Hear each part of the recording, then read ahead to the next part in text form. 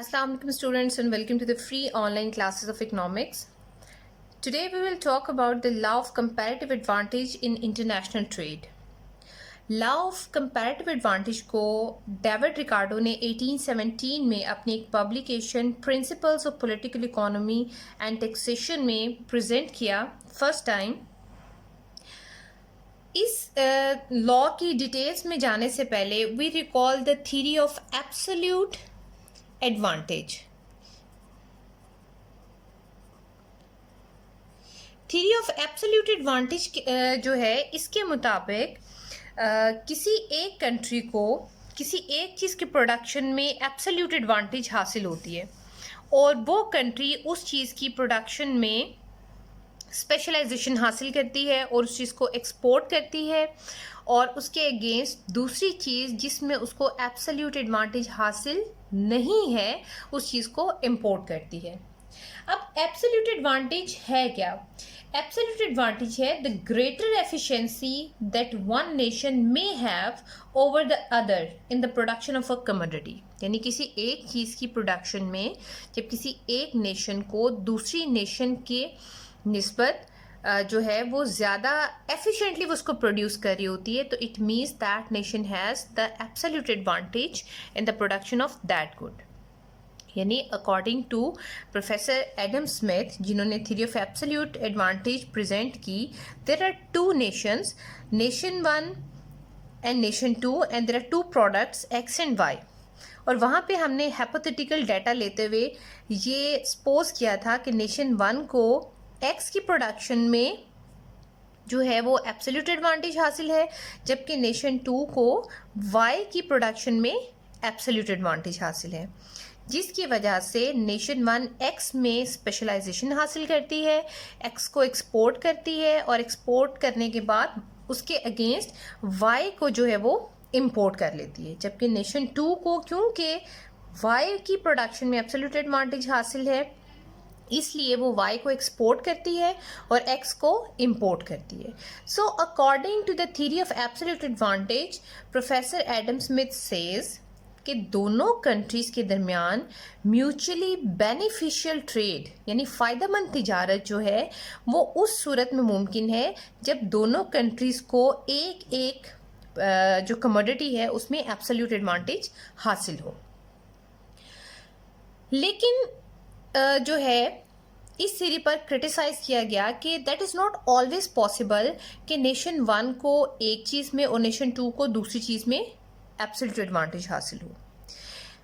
According to the professor Ricardo there could be a situation, एक ऐसी situation एक ऐसा सिनेरियो हो सकता है कि नेशन वन को एक्स और वाई दोनों की प्रोडक्शन में एब्सोल्यूट एडवांटेज हासिल हो जबकि नेशन टू को दोनों चीज़ों की प्रोडक्शन में एब्सोल्यूट डिसएडवांटेज हासिल हो. यानी नेशन वन जो है, ठीक है, ये it has greater efficiency as compare to the nation two in the production of X and Y, means in both products. तो अगर ये सिनेरियो हो तो इस कंडीशन में प्रोफेसर एडम स्मिथ की जो थ्योरी है, जो बेसिस ऑफ ट्रेड है, वो वर्क नहीं करते. यानी according to professor Adam Smith इस कंडीशन में ट्रेड पॉसिबल नहीं है. लेकिन प्रोफेसर डेविड रिकार्डो ने अपने लॉ ऑफ कंपैरेटिव एडवांटेज की मदद से ये प्रूव किया कि even in that condition mutually beneficial trade could be possible. अब वो किस तरह से पॉसिबल है, that possibility is explained with the help of law of comparative advantage. So according to law of comparative advantage वो कहते हैं even if one nation is less efficient in the production of both commodities, ठीक है, यानी हमने suppose किया कि nation one is less efficient और nation two is less efficient in production of both commodities and nation one is more efficient in production of both commodities. So even in this situation mutually beneficial trade could be possible. किस तरह से? The first nation one that is more efficient in the production of both commodities. ठीक है, nation one जिसको दोनों चीज़ों की production में एब्सोल्यूट एडवांटेज हासिल है, that nation should produce the commodity और should specialises in the production of that commodity जिसके अंदर उसका एब्सोल्यूट एडवांटेज जो है वो ज़्यादा है. ठीक है, जबकि दूसरी nation just like nation two, because it is less efficient in the production of both commodities, तो इस नेशन को उस चीज़ में स्पेशलाइजेशन हासिल करनी चाहिए जिसमें उसका एब्सोल्यूट डिसएडवांटेज जो है वो कम हो. ठीक है, so to explain this law we use a numerical example. We take two countries, United States and United Kingdom. We take two commodities, wheat, bushels of wheat per hour. ठीक है, and cloth,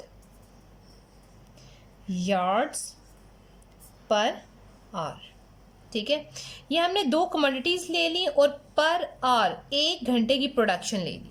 ठीक है, अब हम यहाँ पे suppose करते हैं, हम एक हाइपोथेटिकल डाटा ले रहे हैं अपने लॉ को एक्सप्लेन करने के लिए कि यूनाइटेड स्टेट्स के अंदर अगर लेबर का 1 आवर लगाया जाता है in the production of wheat, then US could produce 6 units यानी 6 बुशल्स ऑफ वीट. लेकिन अगर वही आर क्लॉथ की प्रोडक्शन में लगाया जाता है, then US could produce 4 yards of cloth और 4 यूनिट्स ऑफ क्लॉथ. सिमिलरली अगर 1 आवर ऑफ एनर्जी जो है वो लगाई जाती है या 1 आवर ऑफ लेबर जो है वो लगाया जाता है वीट की प्रोडक्शन में in United Kingdom, then United Kingdom could produced 1 bushel of wheat, and if the same amount of effort is devoted to the production of cloth in United Kingdom, then 2 yards of cloth or 2 units of cloth could be produced. अब यहाँ देखें कि US को, United states has the absolute advantage in the production of wheat as compared to United Kingdom, क्योंकि 1 our में United State 6 units of wheat produce कर रहा है, जबकि जो यूनाइटेड किंगडम है वो 1 यूनिट ऑफ वीट प्रोड्यूस कर रहा है.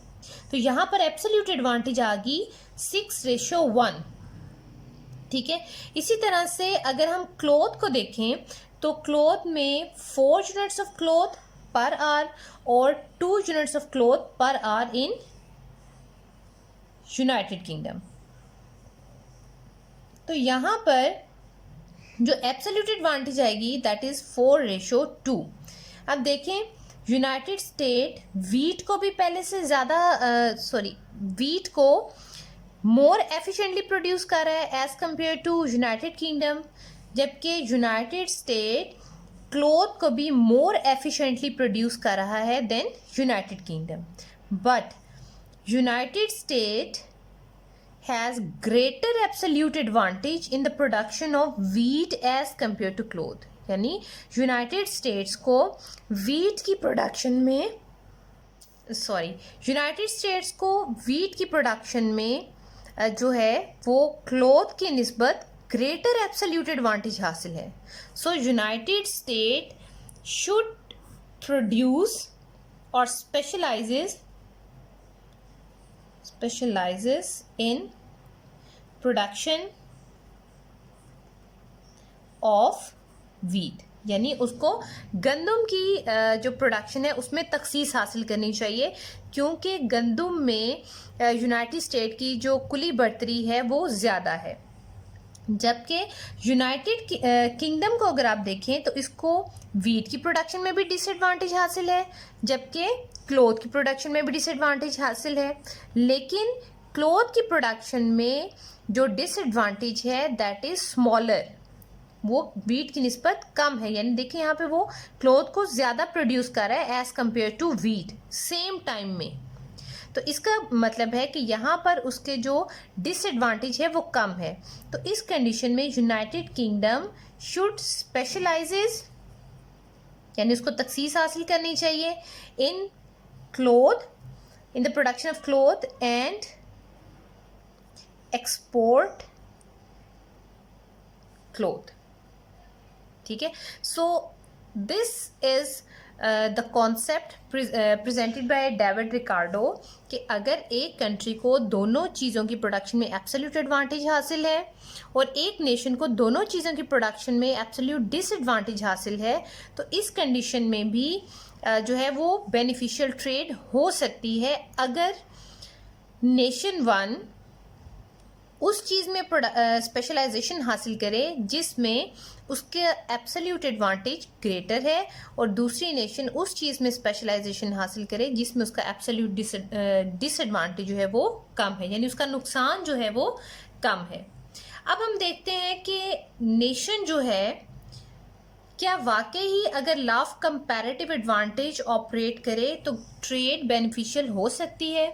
यानी now we will check gains from trade, यानी अगर nation one like United State, United Kingdom अगर ट्रेड करते हैं तो क्या ट्रेड बेनिफिशियल होगी या नहीं होगी।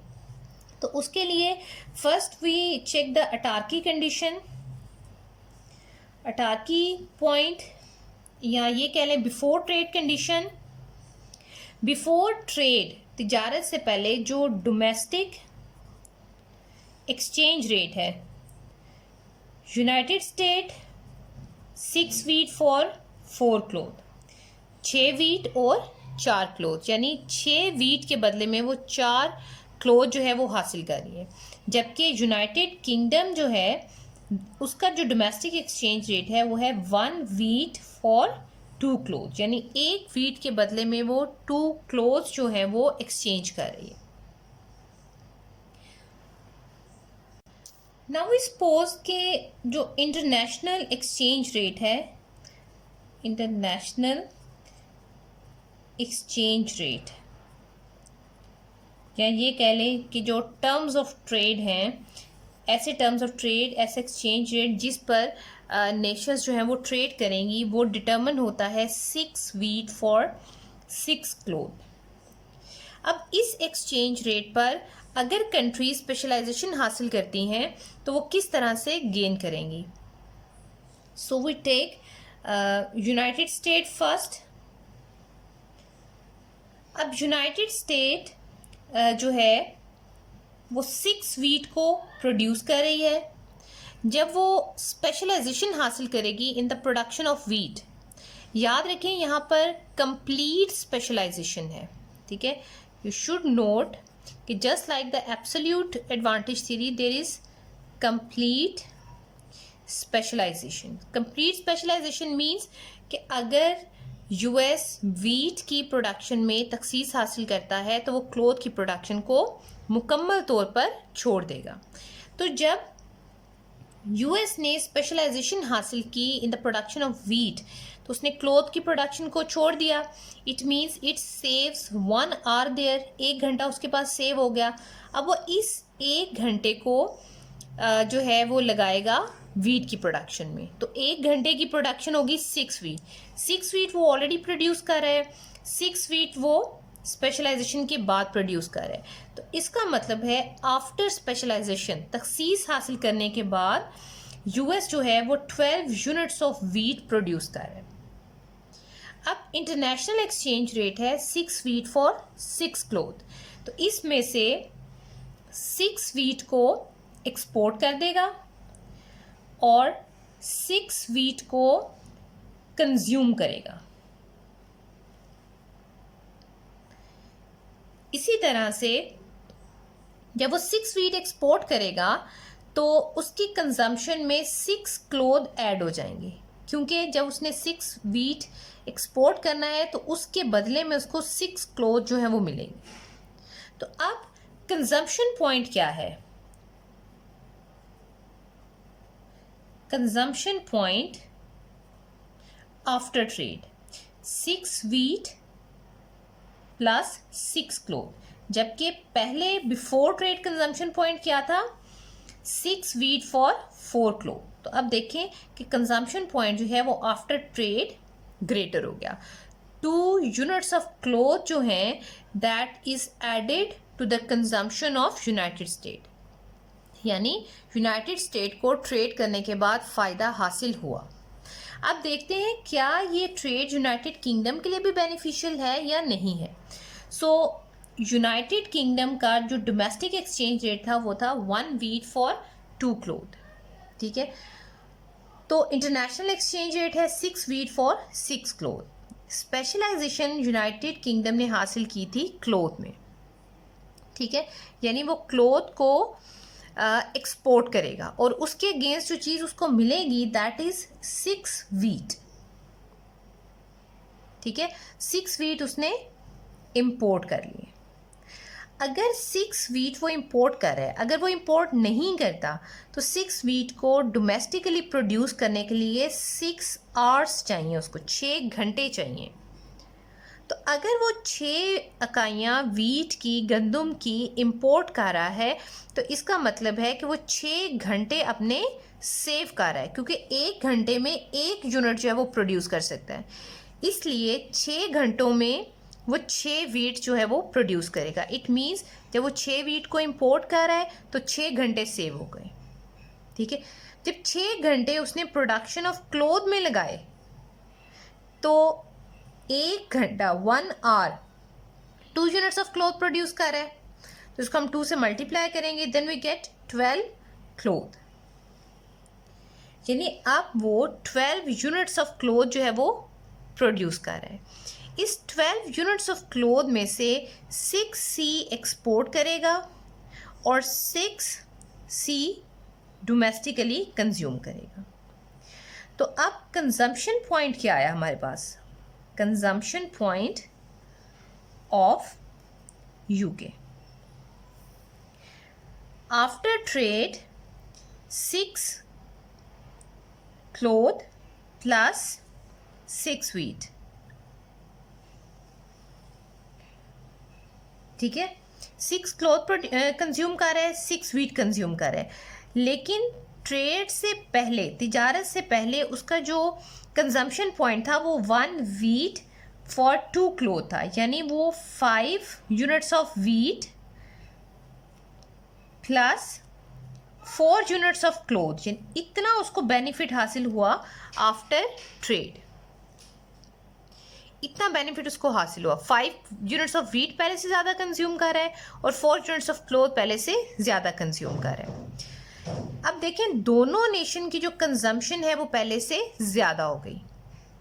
It means according to law of comparative advantage, अगर एक कंट्री को दोनों चीज़ों की प्रोडक्शन में एब्सोल्यूट एडवांटेज हासिल हो और दूसरी कंट्री को दोनों चीज़ों की प्रोडक्शन में एब्सोल्यूट डिसएडवांटेज हासिल हो, तो according to law of comparative advantage still there are the conditions with the help of which there are still possibilities of getting the beneficial trade, ठीक है। So in that case according to the law of comparative advantage दोनों nations जो हैं वो फ़ायदेमंद trade कर सकती हैं according to the law of comparative advantage. So according to Professor David Ricardo mutually beneficial trade की जो बेसिस हैं that is the law of comparative advantage.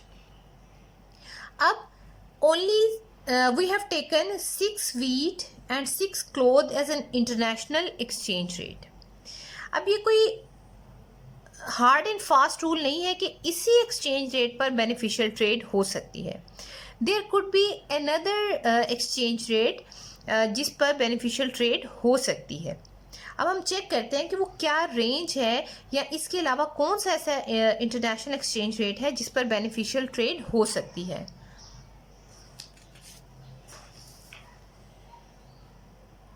Okay, हमने देखा कि जो डोमेस्टिक एक्सचेंज रेट था फॉर यूएस के लिए जो डोमेस्टिक एक्सचेंज रेट था that was 6 wheat for 4 cloth, ठीक है।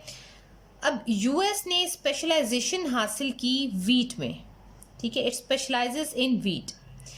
Now US will trade if it get more than 4C in exchange of 6 wheat. देखिए बड़ी क्लियर सी बात है कि 6 वीट के बदले में 4 क्लोथ तो डोमेस्टिकली उसको मिल रहे हैं। वो इंटरनेशनल ट्रेड का रिस्क उस कंडीशन में लेगा जब उसको 4C से ग्रेटर मिलेगा, यानी ये कंडीशन जब होगी तब यूएस जो है वो ट्रेड करेगा। यानी यूनाइटेड स्टेट किसी सूरत में भी 4C से कम जो है क्लोथ को एक्सेप्ट नहीं करेगा in exchange with the 6 wheat. इसी तरह से अगर आप यूनाइटेड किंगडम को देखें तो यूनाइटेड किंगडम का जो एक्सचेंज रेट था, domestic exchange rate, that was 1 wheat for 2 cloth. और हमने ये भी देखा कि यूनाइटेड किंगडम का जो एब्सोल्यूट डिसएडवांटेज लोअर है in the production of cloth, इसलिए वो क्लोथ की प्रोडक्शन में स्पेशलाइजेशन हासिल करेगा और क्लोथ को एक्सपोर्ट करेगा। सो यूनाइटेड किंगडम उस वक्त जो है वो ट्रेड करेगा if it get more than 1 wheat in exchange of 2 cloth, ठीक है। यानी डोमेस्टिकली उसको 2 यूनिट्स ऑफ क्लोथ के बदले में 1 वीट मिल रहा है। अब वो उस वक्त ट्रेड करेगा जब उसकी जो 2 क्लोथ के अगेंस्ट जो वीट उसको मिलना है दैट शुड बी ग्रेटर। इसको आप इस तरह से भी कह सकते हैं कि इन यूके 6 वीट बराबर है 12 यूनिट्स ऑफ क्लोथ के। जो 6 वीट जिसको मिलेगा that is equal to 12 cloth, ठीक है।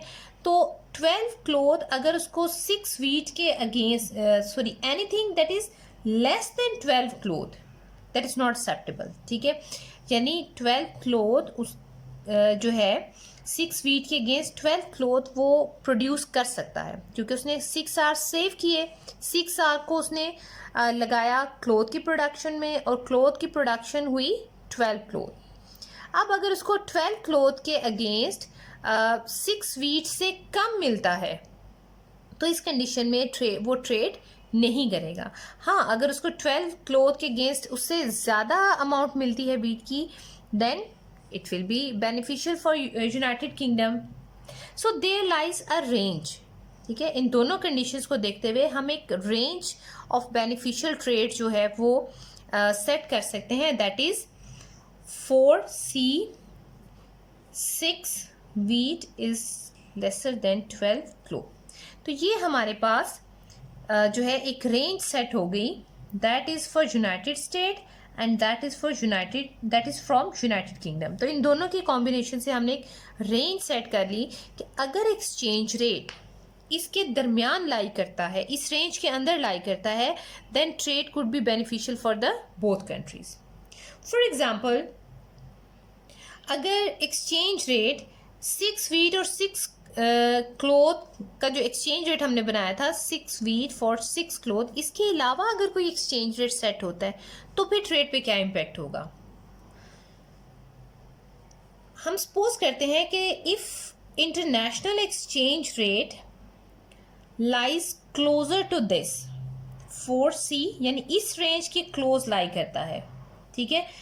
तो इस कंडीशन में for example we have 6 wheat for 5 cloth, तब देखें 5 cloth is greater than 4 units of cloth. तो इसका मतलब है अभी भी there is gain for United States, ठीक है। लेकिन अब गेन क्या है, लोअर हो गया है, पहले से कम हो गया है। पहले यूनाइटेड स्टेट इस एक्सचेंज रेट पर 2 यूनिट्स ऑफ क्लोथ गेन कर रहा था, लेकिन इस एक्सचेंज रेट पर United State 1 unit of cloth gain कर रहा है, ठीक है। Still there is the possibility to gain from the trade, ठीक है।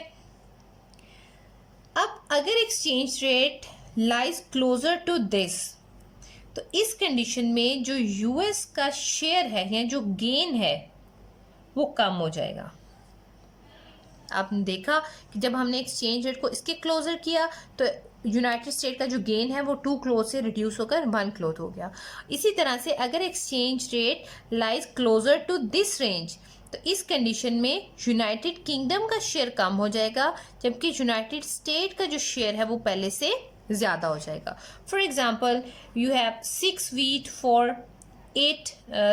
for 7 क्लोथ, तो इस कंडीशन में अब ये इससे आगे जा रहा है, इस रेंज में जा रहा है, तो इस कंडीशन में अब यूनाइटेड स्टेट जो है वो 3 क्लोथ हासिल कर रहा है, ठीक है, तो यूनाइटेड स्टेट का शेयर ग्रेटर हो जाएगा। सो अगर एक्सचेंज रेट जो है वो get closer to this range, then United States share falls, and if the exchange rate lies or get closer to this range, then United States shares gain.